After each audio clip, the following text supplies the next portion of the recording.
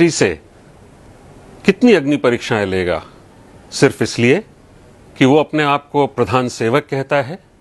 सारी दुनिया के लिए संसार के सबसे बड़े लोकतंत्र का वो प्रधानमंत्री है जो अपने देश को बदल रहा है। उसे संसार के अग्रणी राष्ट्रों की श्रेणी में लाकर खड़ा करने के लिए अथक निरंतर प्रयत्नशील है। लोग उसका गुणगान करते हुए नहीं थकते हैं। वो जहां भी जाता है लोग उसके सम्मान में सिर झुकाते हैं, उसकी बात सुनना चाहते हैं।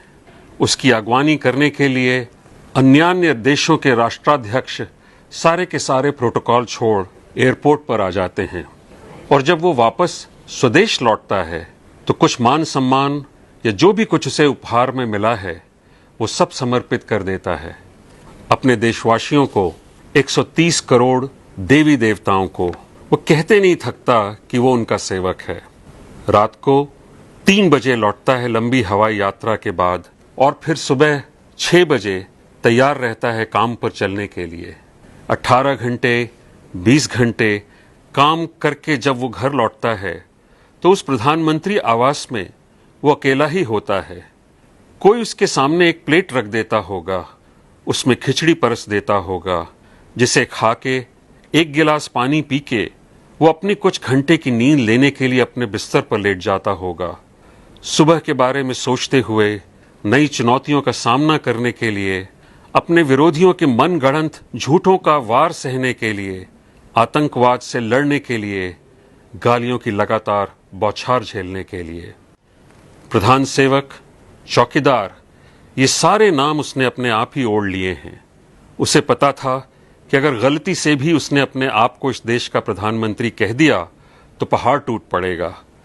लोग कहेंगे, देखो ये चाय वाला, ये मोदी अपने आप को प्रधानमंत्री समझ रहा है। ये संघ का प्रचारक जो घर घर भोजन के लिए भटकता था, इसका खुद ही सिर घूम गया है। वो प्रधान सेवक ही बना रहा और एक सेवक की तरह हाथ जोड़े खड़ा रहा। कभी शिकायत नहीं की, पलट के जवाब नहीं दिया। यही कहता गया, ऐ मेरे मालिकों, आगे क्या हुक्म है जो बजा लाऊं। और मालिकों को देखिए, तैयार रहते हैं फरमाइश लेके। कभी मन में ये नहीं आता कि सेवक सोया कि नहीं, उसने कुछ खाया कि नहीं। वो जितनी लगन से भी अपनी ड्यूटी बजाए, शिकायतें थमने का नाम ही नहीं लेती। उल्टा इस देश के निठल्ले, खानदानी बेईमान, लंपट, भ्रष्ट और राजनीति में अभी अभी जन्मे छिछोरे राजनीतिज्ञ भी कहते हैं कि चौकीदार चोर है। उनके भाड़े के टट्टू तालियां बजाते हैं और देश ये तमाशा देखता है।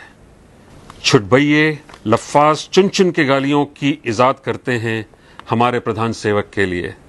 उनके अनाप शनाप वक्तव्यों का सिलसिला थमने का नाम ही नहीं लेता। कितनी परीक्षाएं चाहिए इस देश को ये कहने के लिए कि हे प्रधान सेवक, हे चौकीदार, हम कृतज्ञ हैं तुम्हारे। या फिर ये देश कृतज्ञता ज्ञापन की परंपरा ही भूल गया है।